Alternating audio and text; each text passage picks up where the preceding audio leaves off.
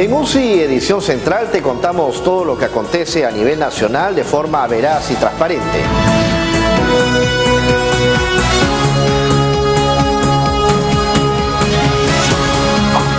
Siempre listos para informar.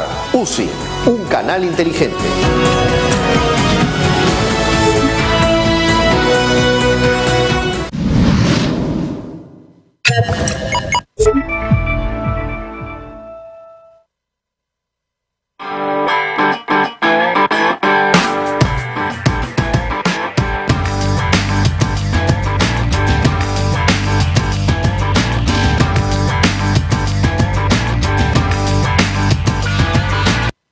Bienvenidos a culturadigital.p. Como saben, todas las semanas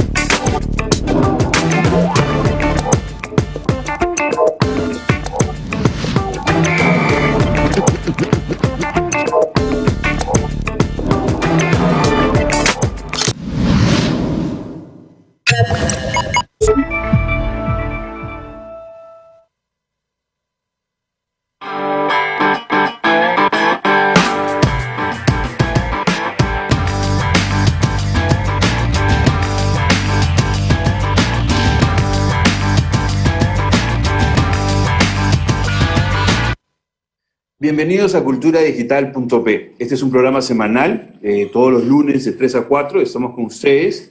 Como saben, lo que buscamos es construir consensos, discusiones alrededor de la sociedad, de la información y el conocimiento. Esto es algo que no sucede por sí solo, tenemos que trabajar, ¿no? Tenemos que encontrar buenas prácticas, tenemos que encontrar servicios y productos, ¿no? Y miradas, perspectivas que nos permitan entender que la tecnología no es un fin en sí mismo, sino un medio para lograr cosas más importantes, ¿no?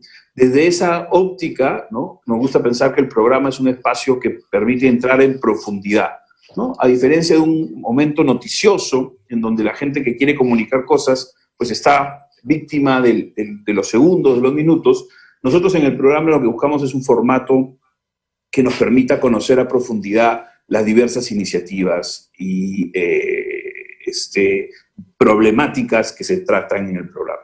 Culturadigital.p es la página web donde ustedes pueden entrar y conocer más del proyecto, que data ya desde hace casi 4 o 5 años, ¿no? También nos pueden buscar en Google con Cultura Digital Perú, y ahí estamos en el primer resultado. Si me quieren escribir algo directamente para, digamos, recomendar algún tema, ¿no? O alguna consulta, pregunta que se hubiera quedado en el aire, ¿no? Recuerden que pueden escribirme a smarcone@culturadigital.p.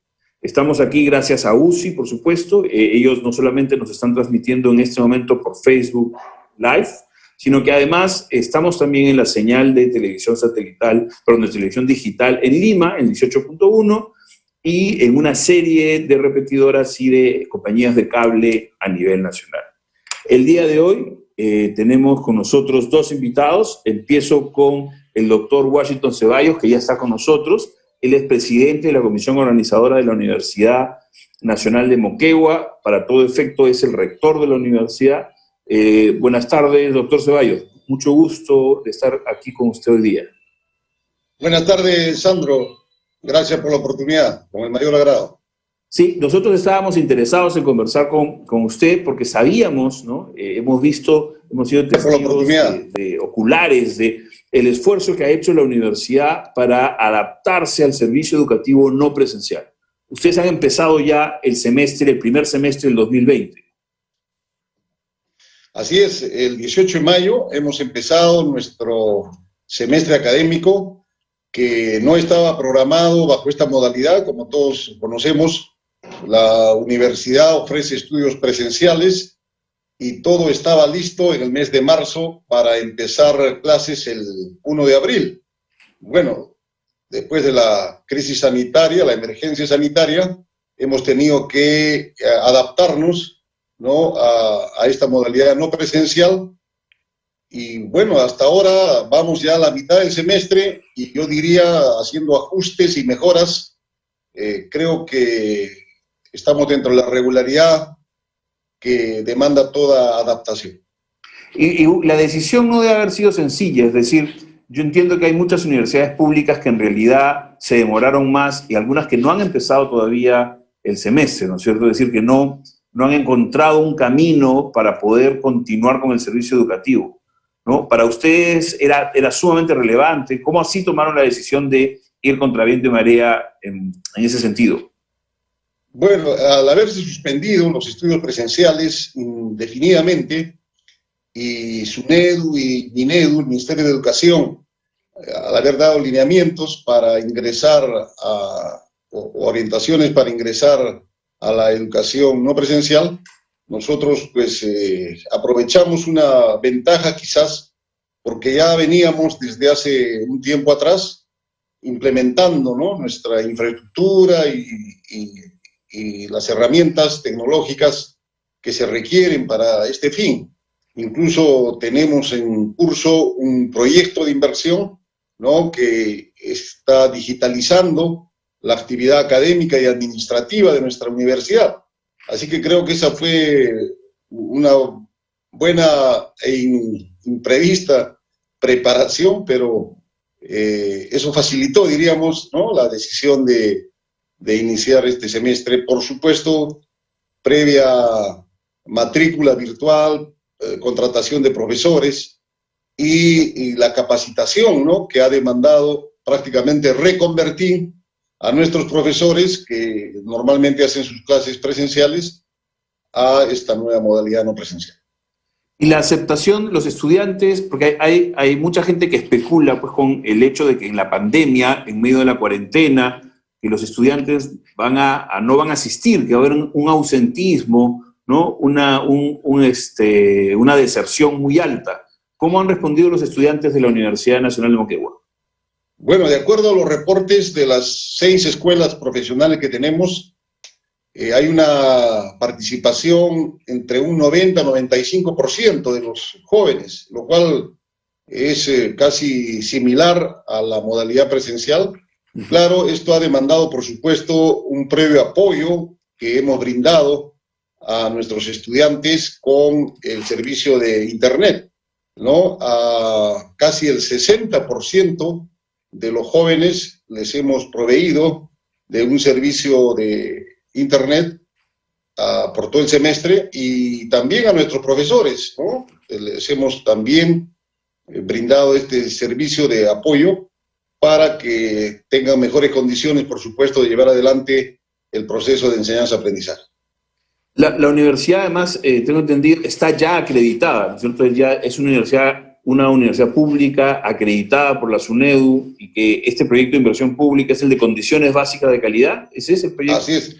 Exactamente. Estamos licenciados desde el año 2017 y hay que reconocer, si bien el licenciamiento mide condiciones básicas, una de esas condiciones precisamente era el tener algo de 6 o 7 módulos, ¿no?, que exige SUNEDU, por ejemplo, el aula virtual, el proceso de matrícula, en fin, que ya sean digitalizados, ¿no?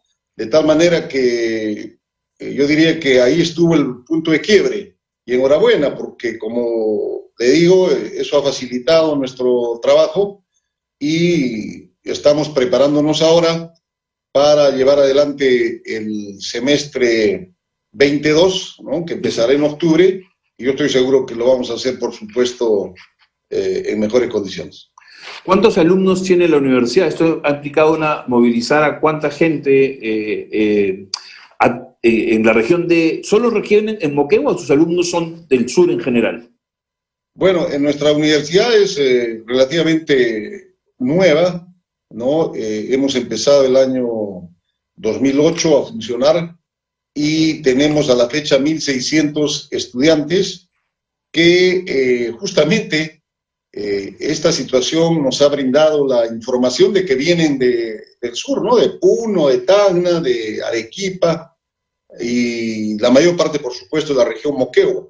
Incluso nuestros profesores, que llegan a un número de 160, también están dictando sus clases desde diversos lugares, incluso desde el extranjero, tenemos 2 profesores que están haciendo su posgrado en el Brasil y están dictando, ¿no?, virtualmente, así que también vamos a tener la oportunidad y estamos preparándonos. Ahora mismo tenemos a 3 profesores visitantes virtualmente, ¿no?, que nos están apoyando y esperamos incrementar este número para el próximo semestre.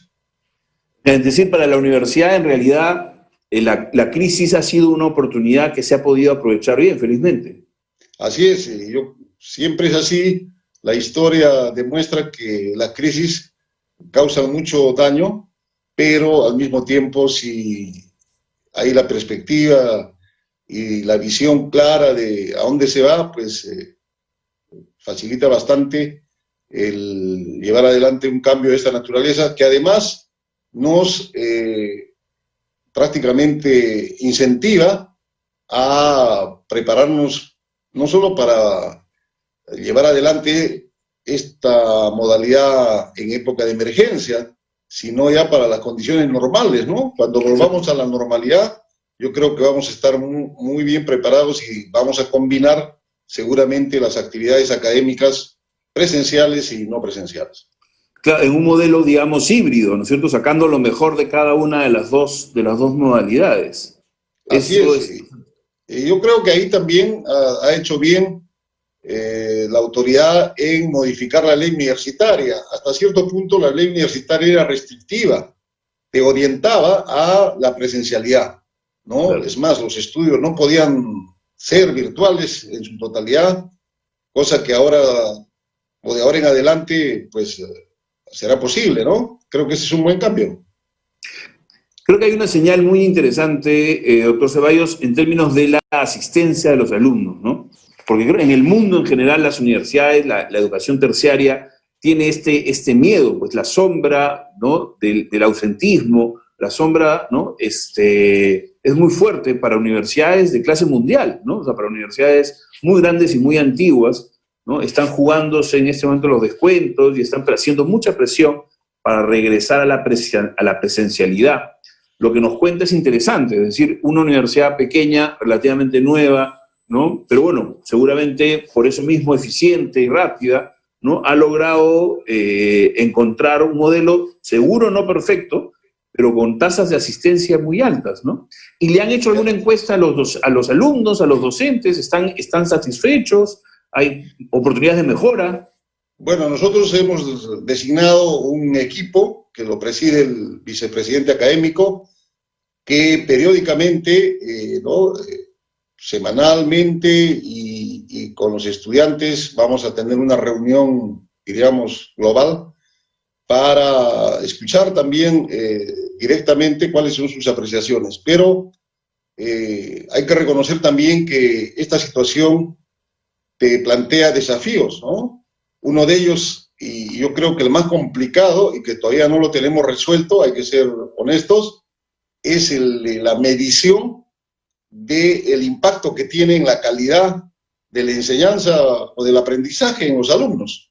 No, claro, estamos en un proceso de adaptación, pero creo que vamos a tener que trabajar en el sentido de encontrar algunos indicadores que nos permitan medir si el aprendizaje, pues, claro, está a satisfacción de los usuarios, que son en este caso los estudiantes, ¿no?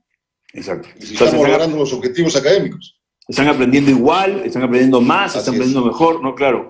Pero creo que eso también tiene que ver con lo que usted mencionaba, doctor Ceballos, que hay una oportunidad en ver una solución híbrida, ¿no? O sea, algunas cosas que seguro van a tener que regresar a ser presenciales apenas se pueda, ¿no? Y algunas otras que se puede aprovechar un nuevo alcance, ¿no? La oportunidad de ya no solamente atender Moquegua, sino estar en otras zonas, ¿no?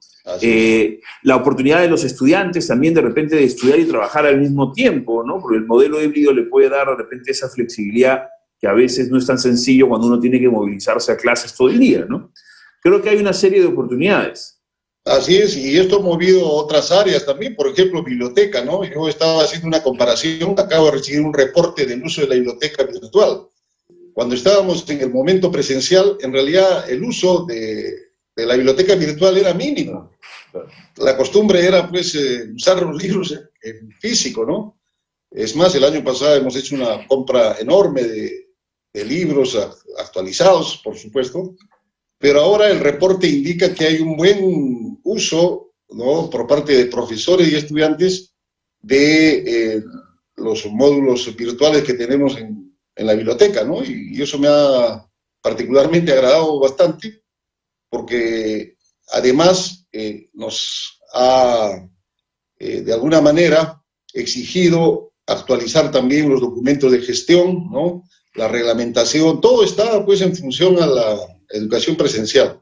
Y entonces eso le ha dado un nuevo dinamismo a la universidad, que además también en el campo administrativo estamos aplicando el trabajo remoto. Casi la totalidad de nuestros trabajadores, que son algo de 130, están trabajando desde casa, ¿no? Y la universidad está atendiendo y funcionando también administrativamente de manera virtual. Y creo que ese es otro paso muy importante. Eso está muy bueno, ¿no? Dentro del contexto de la pandemia y de todas, bueno, las malas noticias que la pandemia, la cuarentena ha generado, creo que sí es importante resaltar que hay algunas cosas positivas, ¿no? Que la universidad haya logrado, en este caso la Universidad Nacional de Moquegua haya logrado un modelo de continuidad de servicio con esa tasa de aceptación o en todo caso de asistencia, y al mismo tiempo que no esté poniendo en riesgo pues a su personal docente y administrativo, ¿no? Que a mí me parece que esto es como un caso interesante de transformación digital, aunque usted no ha mencionado, ¿no?, el cliché, no, o sea, no ha mencionado las palabras, pero en realidad, si ustedes están mirando también lo administrativo, además de lo académico, con un ojo en la salud, por supuesto, como una prioridad, pero al mismo tiempo interesado en cuáles van a ser los resultados a mediano y largo plazo, pues eso suena a no solo una respuesta de emergencia, sino algo más. Así es. ¿No? Y nosotros, fíjese, habíamos definido claramente nuestro objetivo, una educación superior universitaria de calidad. Y tras ese objetivo nos habíamos trazado algunos lineamientos de política prioritarios, ¿no? La acreditación de nuestras carreras, la investigación, ¿no?, como generadora de ciencia, de tecnología, la institucionalización, porque somos una universidad que está en proceso de organización todavía, y bueno, y a partir de ahora pues hemos incluido una más, ¿no?, la que usted señala, la transformación digital, ¿no? Creo que a eso tenemos que ir de ahora en adelante, y enhorabuena, ¿no? Totalmente, totalmente. Yo creo que va a ser un placer si más adelante, en otros momentos, podemos también invitarlo e ir conociendo cómo avanza su modelo, porque en realidad hay gente que piensa que en la educación superior en el futuro se va a ir consolidando a nivel global, ¿no? Y que van a ser las grandes marcas, ¿no? O sea, universidades como Harvard, MIT, las que van a empezar a robarle alumnos a las universidades nacionales, incluso locales, ¿no?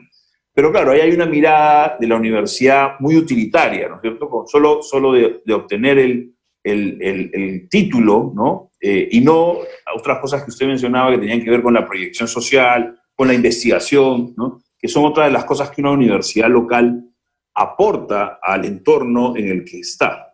Pero hay otra ganancia, además, Sandro, creo que es importante señalarla, ¿no?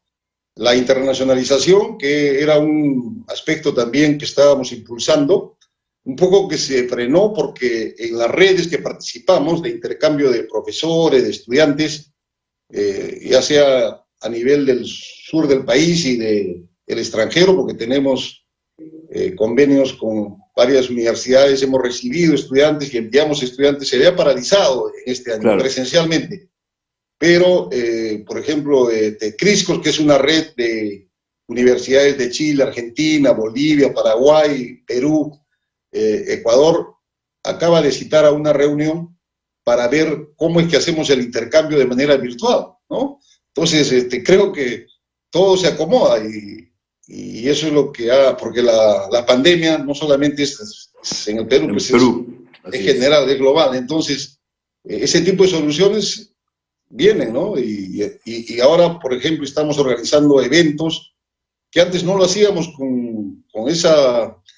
o sea, nos costaba tiempo, recursos, porque había que traer a los expositores, ¿no?, del extranjero para hacer un evento internacional. Lo hemos hecho, por supuesto, pero ahora se nos ha facilitado, ¿no? Hemos hecho en estos meses algo de 3 eventos internacionales, componentes de Europa, de Estados Unidos, en fin, del Asia, ¿no? Que nos permite justamente esta nueva era que vive la universidad, yo creo, peruana. Totalmente, claro. Yo creo que las limitaciones físicas, ¿no?, que nos han alejado de algunas cosas, de alguna manera también nos acercan, ¿no? Acercan a este intercambio que efectivamente, como usted menciona, era algo complicado a veces manejar viáticos o pasajes para un invitado internacional, ¿no es cierto?, en un presupuesto de educación pública, me imagino, del Estado, no debe haber sido el doble de complejo. Pero bueno, yo le agradezco su tiempo, doctor Ceballos, ha sido un placer escuchar, yo creo que estas cosas son interesantes. Hemos tenido algunos invitados en el programa del lado de la educación superior, pero sí pues nos parece una bonita sorpresa saber que esto está sucediendo allá en el sur, ¿no? Y que esta universidad está consolidándose en el camino. Y bueno, creo que hay otras universidades en el sur que también están de avanzada, ¿no? Pero que siempre es importante mirar lo que está sucediendo en las regiones, ¿no? Y no creer que todo lo que sucede en Lima es lo único que sucede, ¿cierto? Muchísimas gracias. Muy bien, gracias a ustedes más bien. Con todo gusto, hasta otra oportunidad. Perfecto. Buenas tardes. Hasta luego, buenas tardes. Bueno, amigos, entonces, él fue el doctor Washington Ceballos, es el presidente de la Comisión Organizadora de la Universidad Nacional de Moquegua. Una universidad relativamente nueva, como mismo menciona, de hecho, por eso tiene una comisión organizadora y su título es de presidente de esta comisión y no necesariamente de rector. Pero tiene ya 1.500 alumnos, 6 escuelas profesionales, ¿no? Pues es un caso interesante a seguir mirando y seguro lo tendremos invitado otra vez. Ya está con nosotros también José Arellano. No sé, José, si me escuchas, podrías activar tu cámara ya para poder, ¿no? Discúlpanos. Hola. Hola, Sandro. Hola, ¿qué tal? Has estado obligado a escuchar la entrevista, pero espero que te haya sido interesante. Sí, he estado atento. Interesante, bueno, la verdad. José es director científico de Heurística, ¿no? Y nos trae hoy día un tema bastante interesante, ¿no? Que tiene que ver con el uso de las ciencias del comportamiento en la prevención del COVID, ¿no? Yo antes de entrar a eso puntualmente, José, si me permites, me gustaría conocer un poquito más de Heurística. Heurística es esta organización, es una consultora. Sí, perfecto. Bueno, primero, Sandro, muchas gracias por la invitación. Es un gusto estar aquí. Y efectivamente, ¿no? Heurística es una consultora que se enfoca en 2 cosas principalmente. En entender cuáles son los factores que influyen en el comportamiento y las decisiones de las personas, sea como ciudadanos o sea como consumidores, ¿no? Todos somos finalmente personas, y hay múltiples elementos, ahora vamos a hablar un poco de eso, que influyen en las decisiones o trascendentales que tomamos, digamos, en algunas determinadas etapas de la vida o del día a día, como algo tan importante como lavarse las manos, por ejemplo. Entonces tratamos de entender muy bien cuáles son los factores que están detrás, las causas del comportamiento, y luego ayudamos a las organizaciones con las que trabajamos a que usen esos hallazgos, esa comprensión del ser humano para promover mejores comportamientos, promover mejores decisiones en los ciudadanos y en los consumidores. Genial, eso suena muy interesante, y esto es algo relativamente nuevo porque, o sea, ciencias del comportamiento, estamos hablando de cuáles son esas, la psicología, la sociología, la antropología, es una nueva, ¿no? Sí, exacto, es una gran pregunta. La verdad yo creo que el campo en general se puede definir de diversas formas. Y yo creería que las ciencias del comportamiento están aquí desde hace mucho tiempo, ¿no? Y tenemos las que tú dices que son la psicología o ciencias sociales como la antropología, la sociología, incluso la politología. La economía también estudia el comportamiento humano de todas maneras, la toma de decisiones, por ejemplo, bajo riesgo de incertidumbre. Pero de alguna manera en los últimos años ha dado un giro esta comprensión, sobre todo por la convergencia que ha habido entre 2 disciplinas fundamentales en esta lógica que es la economía y la psicología, y cómo se han ido incorporando algunos hallazgos de la psicología para nutrir modelos económicos que tenían una perspectiva un poco distinta sobre cómo tomamos decisiones, que era más racional. Y a partir de ese surgimiento que viene desde la academia, en los últimos años sobre todo, a partir de hace no más de 10 o un poquito más de años, se ha empezado a ver en la práctica cómo estas ciencias en general se pueden enfocar para entender y cambiar el comportamiento de los ciudadanos y los consumidores en diversos ámbitos. Es muy interesante porque, claro, hay esta mirada efectivamente en la política pública de construir evidencia para tomar decisiones de política sobre la base de evidencia, ¿no es cierto? Eso ya es un montón, porque estamos acostumbrados a tomar decisiones de política pública por el instinto político, ¿no? Y una cosa es la política y otra cosa es la gestión pública, y a veces eso no se visualiza, ¿no? Y mencionabas, claro, la economía ha reinado, y algo que suena muy interesante es que, claro, la economía trabaja sobre la escasez, ¿no es cierto? Y la racionalidad económica, que es una racionalidad de maximización de beneficios, ¿no? Y hay pues un entendimiento casi implícito de que esos beneficios son financieros, por no decir monetarios, ¿no? Lo que yo imagino que estás planteando es que en realidad el comportamiento humano no solo se explica por la maximización de beneficios financieros, sino hay otra serie de beneficios que valoramos y que por lo tanto podrían explicar en buena medida también nuestro comportamiento, y no solo la económica. Sí, exacto. Lo que has dicho creo que es bien preciso, ¿no? La lógica reinante, sobre todo de la perspectiva de la economía estándar o neoclásica, asume que somos personas, y esto se ha traducido a veces en política pública incluso, ¿no? Que somos personas que maximizamos nuestra utilidad, ¿no? Entonces tendemos a tomar aquellas decisiones que representan el máximo beneficio en el largo plazo. Procesamos toda la información y podemos sopesar costos y beneficios de manera racional, ¿no? No somos seres pasionales en ese sentido. Pero esa es una, digamos, una mirada prescriptiva, tal vez, de que nos dice tal vez cómo deberíamos tomar decisiones, pero no realmente describe la forma real en que tomamos decisiones. Entonces, en lugar de solo prever un beneficio económico y maximizar nuestra propia utilidad, hay una serie de desviaciones sistemáticas que nos impiden tomar esas decisiones que podrían ser, digamos, beneficiosas en el largo plazo. Una de esas, y las principales dentro de materia económica, por ejemplo, es el ahorro para la jubilación. Claro. Según el cual, teniendo en cuenta que cada vez la esperanza de vida es más larga, nosotros deberíamos poder prever que nos conviene justamente ahorrar para tener una suficiente cantidad de dinero para estar bien cuando nos retiremos. Pero ¿qué pasa con el ser humano? El ser humano no necesariamente tiene esa capacidad para ver en largo plazo, sino que somos efectivamente miopes, ¿no? Entonces, tenemos una visión cortoplacista y tendemos a dar más importancia, a veces demasiada importancia, a las consecuencias que están muy cerca a la hora. Entonces, ¿qué pasa si yo ahorro ahora? Si yo ahorro ahora significa un costo inmediato que yo quiero postergar. Entonces, voy a ahorrar más adelante. El próximo año yo prometo que ahorro, ¿no? El próximo año dejo de comer tanta grasa, el próximo año me pongo a leer más. Entonces, los costos los quiero alejar. Claro. Y los beneficios los quiero acercar. Entonces, el beneficio del consumo inmediato lo quiero ahora. Me quiero comprar ese celular chévere o esa tele, y ya después veré qué es lo que piensa esa persona que se quiere retirar. Entonces, no tenemos esa previsión perfecta y hay una serie de sesgos o principios que ayudan a entender realmente cómo tomamos decisiones, y esa comprensión puede servir justamente para diseñar mejores políticas públicas. Entonces, lo que tú dices es perfecto, porque, claro, se asume que buscamos maximizar el beneficio, y eso tiene un supuesto en política pública, que comunicando a las personas el beneficio de una acción es suficiente para que la persona realice ese comportamiento. Y hay un montón de otras cosas que impactan en el comportamiento que realizamos. Y justo nuestra tarea es identificar cuáles son las barreras o facilitadores de diferentes comportamientos para accionar esas palancas y que la gente realmente tome buenas decisiones para su futuro. Genial. Escúchame, y heurística, antes que nada, una cosa un poco más frívola en realidad. Te pillas Arellano. La pregunta probablemente sea casi inevitable, ¿no es cierto? ¿Tienes algo que ver con Arellano Consulting, digamos, que también trabaja temas de mercado? ¿Eres parte de la familia Arellano o es solo una coincidencia? Soy parte de la familia Arellano, pero no de la de esa Rolando familia. Arellano, no de la de Rolando. Es una pregunta que me ha tocado responder varias veces dentro de mi carrera, porque, claro, Rolando es una referencia. Él ha estudiado estilos de vida con variables psicográficas. Tiene una consultora que es muy reconocida, es psicólogo y trabaja también investigación sobre la mente y el comportamiento humano. Así que compartimos eso, pero no compartimos necesariamente la misma rama, al menos de los Arellano. Es un homonismo, además del homonismo de apellido, es una especie de homonismo profesional, ¿no es cierto?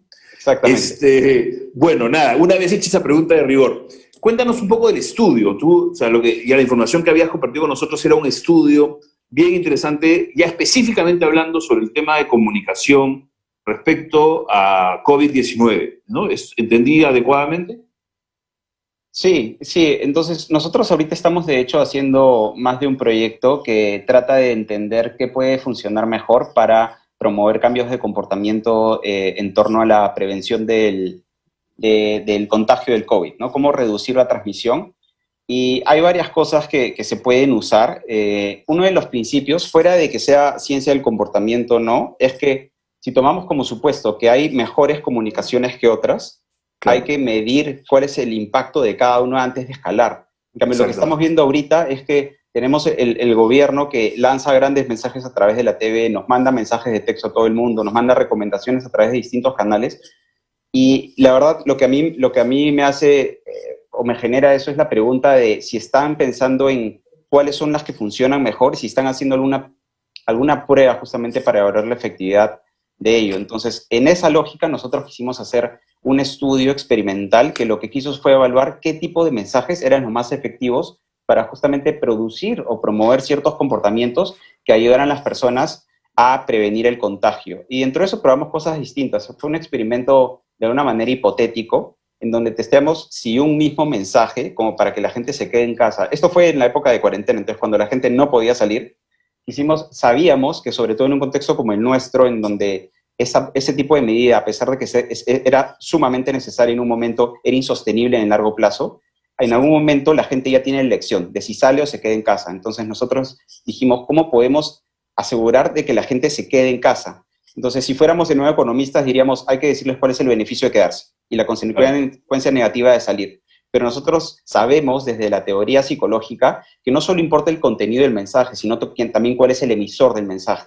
Eso vi que me pareció muy, muy interesante, perdóname, eso vi en el resumen del estudio, ustedes habían analizado el efecto del mensajero, Exacto. ¿no? Y el impacto que podía tener en eficiencia del mensaje, o sea, el mismo mensaje, pero dicho por personas distintas, por figuras distintas.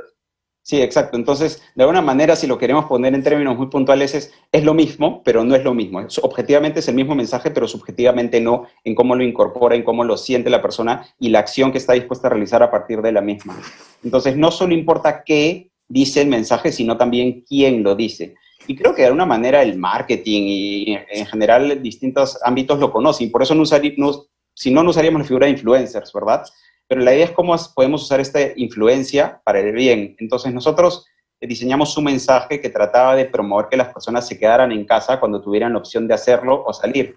Y lo que vimos fue que cuando el mismo mensaje, como tú dices, estaba redactado desde un buen mejor amigo que podía, digamos, compartir un mensaje hacia su red social, en contraposición o en contraste al Ministerio de Salud, que es una organización también reputada, pero no sabíamos si iba a tener la misma efectividad, las personas reportaban más disposición a quedarse en casa cuando el mensaje era transmitido por el mejor amigo, tal vez porque era una fuente de mayor confianza. Entonces, hace décadas que existe evidencia sobre cómo el efecto del mensajero es prevalente y cómo la gravibilidad o la experticia que se presume sobre quién emite el mensaje tiene un impacto en cómo se recepciona, pero ahora sabemos que también tiene un potencial impacto en el contexto del COVID. Entonces, la pregunta para la política pública es cómo podemos usar buenos mensajeros.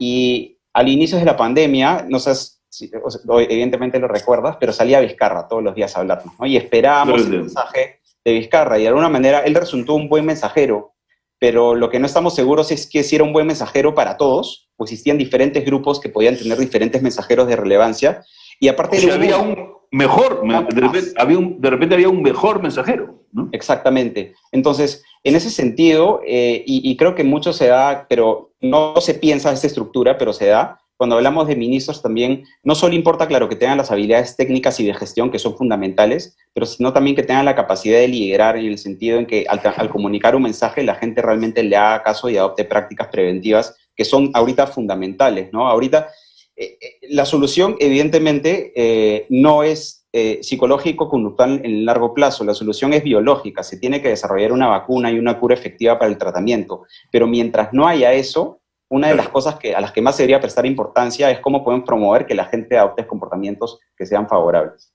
No, y hay una, yo creo que es interesante lo que mencionas porque aboga a favor de un Estado, ¿no? E incluso un gobierno haciendo comunicación inteligente, ¿no? Comunicación que genere evidencia, ¿no? Gestión del conocimiento, es decir, a estas alturas del partido, ¿no? Luego de tantos años de ser una república, el presidente debería poder tener, ¿no? Una gama de conocimiento sobre cuándo salir a decir qué, y cómo, ¿no es cierto? Obviamente, esa gestión del conocimiento no nos hubiera ayudado mucho en algo como lo que hemos vivido este año, ¿no? Porque la pandemia, ¿no?, probablemente hubiera sido difícil de tener evidencia sistematizada de algo similar a esto, ¿no es cierto? Pero, ¿no?, sí algunas otras cosas, ¿no? En un terremoto, ¿no?, ¿qué es lo que es más efectivo? Que salga a decir quién, a qué hora, qué día, cómo, ¿no?, o quiénes. Entonces, eso que parece frívolo, porque hay mucha gente que empieza a decir que ¿no?, la comunicación del Estado, la publicidad, ¿no?, tiene que ver más con una relación mercantil de control de los medios, pero esa diferencia salva vidas. O sea, estamos hablando de grados más, grados menos, y puede ser menos gente muerta. Sí, exacto. O sea, una de las cosas, creo que los primeros mensajes que vi, que fue que nunca ha sido más fácil salvar una vida, solo tienes que quedarte en casa, ¿no? Entonces, de alguna manera es cómo podemos promover eso desde el Estado y desde la comunicación.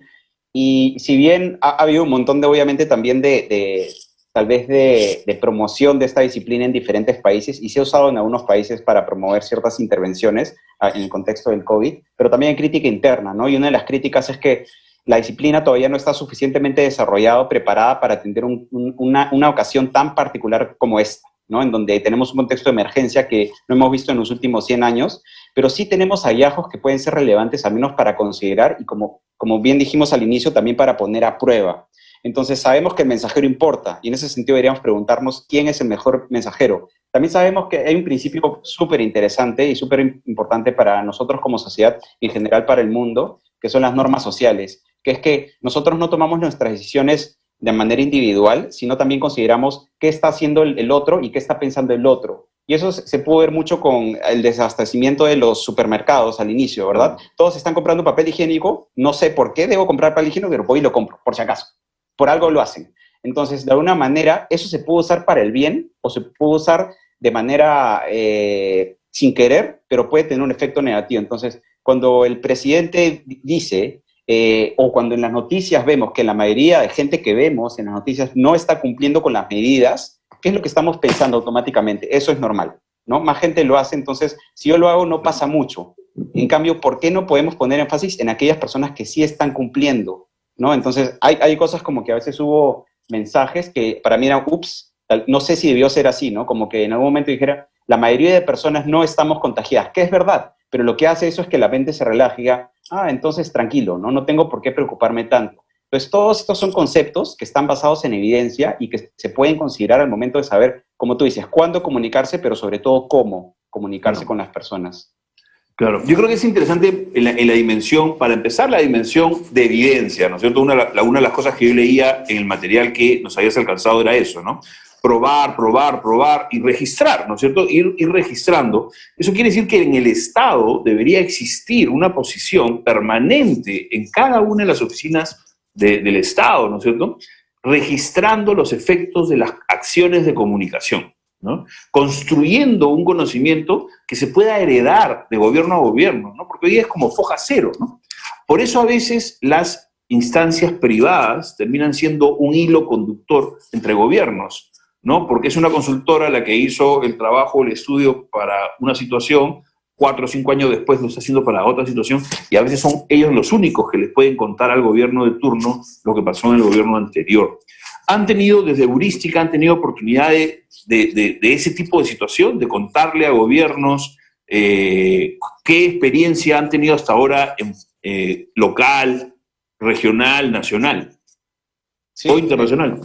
Esa es una buena pregunta y nuestro trabajo ha estado de una manera dividido entre sector privado y sector público y de hecho antes de formar Heurística nosotros venimos de trabajar justamente en un ámbito como el que es tan relevante ahora, que es el ámbito de la salud pública. Entonces, lo que tú dices es para mí el ideal de lo que debería ocurrir aquí en el Perú. En el Reino Unido tuve la oportunidad de trabajar algunos meses en algunos proyectos aplicados de cambio de comportamiento en salud pública. ¿Y qué es lo que había ahí? No solo había un gran equipo formado originalmente en el gobierno que trataba de insertar todos estos hallazgos para justamente diseñar mejores intervenciones y medir la efectividad de cada una de las intervenciones, sino que conforme pasaron los años, cada ministerio, y en el momento en que yo estuve ahí, habían 13 ministerios donde cada uno tenía un equipo de ciencias del comportamiento que se dedicaba justamente a eso, a diseñar intervenciones y a medir su efectividad.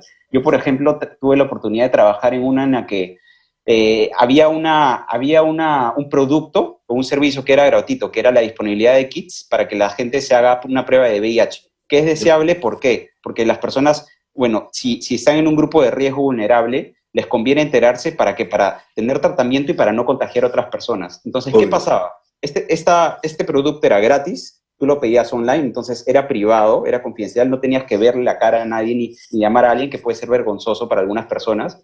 Lo recibías, te sacabas la sangre y lo devolvías. Lo que pasaba era que muchas de las personas que pedían el kit gratis, nuevamente no les costaba nada, la mitad no lo devolvía. Entonces, eso es una brecha entre intención, la gente tiene una intención buena, y comportamiento. El rol del grupo y de estos investigadores fue qué podemos hacer para explicar y para achicar esa brecha. Entonces, eso mismo pasa ahorita. O sea, si vamos a la calle y le preguntamos a las personas si quieren contagiarse, nadie te va a decir yo quiero contagiarme del COVID, pero a la vez no están tomando todas las medidas preventivas. Entonces, nuevamente hay una brecha entre intención y entre comportamiento. Y el problema es que muchas acciones de política tienen como supuesto que la barrera es la información o la sensibilización. Y basta con conocer la importancia de realizar algún comportamiento para que la gente lo realice. Nuestro rol es decirles que no es la única y que hay que investigar más bien cuáles son las barreras que están impidiendo. Entonces, el lavado de manos. Yo puedo sacar todos los anuncios del mundo explicando a la gente por qué es importante el lavado de manos, pero el lavado de manos es absolutamente habitual. Entonces, ¿qué se encuentra que funciona para que la gente se lave las manos? Poner recordatorios en lugares relevantes, como por ejemplo a la salida del baño, en la puerta de la casa, al costado de las habitaciones, para que la gente se acuerde, porque si no, no se acuerda. A pesar de que pueda saber que es importante, no me acuerdo. O como más, ¿Cómo ponerse la mascarilla, no? ¿Cómo ponerse la mascarilla? Por ejemplo, vemos, eso es motivo de memes y de chistes, pero ¿cómo exactamente ponerte la mascarilla de manera adecuada? Es motivo de memes, ¿ya? Y es muy interesante que lo menciones, porque nosotros tenemos un supuesto y automáticamente cuando pensamos en por qué alguien no hace algo, nos dirigimos hacia eso, que es la motivación. Pensamos que si alguien no hace algo es porque no quiere, ¿no? Y que querer es poder. Querer es gran parte de poder, pero no es todo. Entonces, una persona puede estar muy motivada, puede tener mascarilla en esa posición, pero si no sabe cómo ponérsela, cuándo ponérsela, cómo desecharla, no va a ser capaz de hacer un uso efectivo de la misma. Entonces, nuestros pósters deberían preguntarse primero, ¿qué es lo que hace falta? ¿Convencer a la gente o decirle cómo usarla? Y eso se hace mediante la investigación. Entonces, a lo que me encantaría que es que el gobierno, no solo en este contexto, pero en general, en todas sus políticas, primero investigue cuáles son las barreras que están deteniendo ciertos comportamientos y sus acciones que justamente se dediquen a resolverlas. Y así se van a obtener resultados de comportamiento que nutran resultados de política o de largo plazo que son relevantes. Y en eso trabajamos, ¿no? Ahorita hemos tenido experiencias de trabajar con multilaterales, como el Banco Interamericano de Desarrollo, por ejemplo, en proyectos para promover confianza en el sector financiero. Hemos tenido la oportunidad de trabajar con el Ministerio del Comercio Exterior y de Turismo, y ahorita estamos trabajando también un proyecto con el Ministerio de Desarrollo e Inclusión Social, justamente para entender qué tipo de barreras pueden existir que detienen ciertos comportamientos, para detener ciertos comportamientos en torno al desarrollo infantil temprano. Bueno, yo te agradezco un montón. A mí se me ocurre que podrías perfectamente hacer algo así para ver por qué no se formalizan, ¿no? Por qué la informalidad empresarial, ¿no es cierto?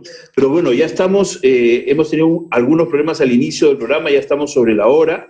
Te agradezco muchísimo, José, por la participación. Me quedo con la idea de investigación y de las ciencias del comportamiento. Seguramente te vamos a pasar la voz para que estés en el programa en otros momentos, ojalá con temas menos complejos que los que significan hoy el COVID-19 para mucha gente.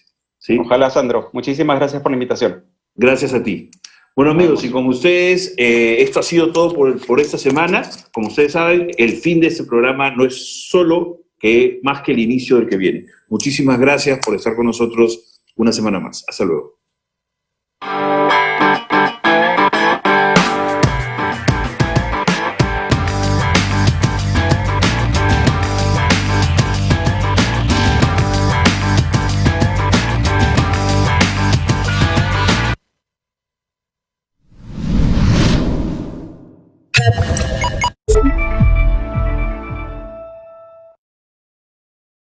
Perú, Patrimonio del mayor imperio de la América precolombina, un país orgulloso de sus pintorescas danzas típicas, su arte e identidad. Somos embajadores de lo nuestro. Somos Perú. Somos peruanos.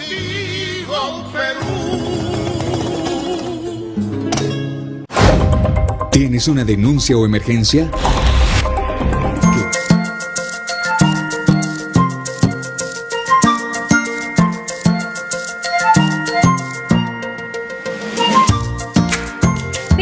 Al programa especial Desde Casa con la infancia y la niñez en el corazón. Mi nombre es Jani Martínez y estamos transmitiendo a través de Salgalú Televisión, UCI TV Digital, canal 18.1, canal 15 de Vez Cable, canal 715 de Cable Más, canal 516 por Claro TV y canal 1 de Win TV. Hoy tenemos un programa muy importante, conversaremos para ello con 3 invitados. Nuestra primera invitada es Cristina Ramseyer, directora de la Asociación Taller de los Niños TANI, con quien hablaremos sobre qué debería ser el nuevo gabinete ministerial que ha jurado durante esta semana en favor de la primera infancia. De la misma manera conversaremos con Paola Huanca Quispe, coordinadora nacional de Red Analit, con quien conversaremos sobre los niños y las niñas quienes han alzado su voz de protesta para que las autoridades puedan atender su problemática en tiempos de COVID-19. Finalmente conversaremos con Ana de Mendoza, representante de UNICEF, con quien haremos un análisis de los 120 días de emergencia por COVID-19 y que en estos tiempos UNICEF ha hecho un llamado para colocar a la niñez en el centro de la respuesta. Esto y mucho más en el programa el día de hoy. Queremos agradecer una vez más a UCI Televisión por hacernos llegar a ustedes a través de sus pantallas. Ahora vamos a presentar la entrevista con Carlos Cornejo, conductor del curso Gestión Prioritaria desde lo local por la infancia, la niñez y la adolescencia, a quien le damos la más cordial bienvenida. ¿Cómo estás, Carlos? Muy buenas tardes, qué gusto tenerte con nosotros. Hola, Jani, ¿cómo estás? Mil disculpas por poder conversar contigo con la máscara, pero estoy fuera de casa, en un lugar con mucha gente, así que prefiero ser cuidadoso, pero igual un saludo para todos, un gusto estar con ustedes. Por supuesto, es muy importante de todas maneras prevenir y así que no te preocupes, queremos hablar del éxito rotundo que ha tenido el curso Gestión Prioritaria desde lo local por la infancia, la niñez y la adolescencia. Coméntanos sobre este éxito y que tengo entendido que a raíz de ello es que se va a repetir a partir de agosto.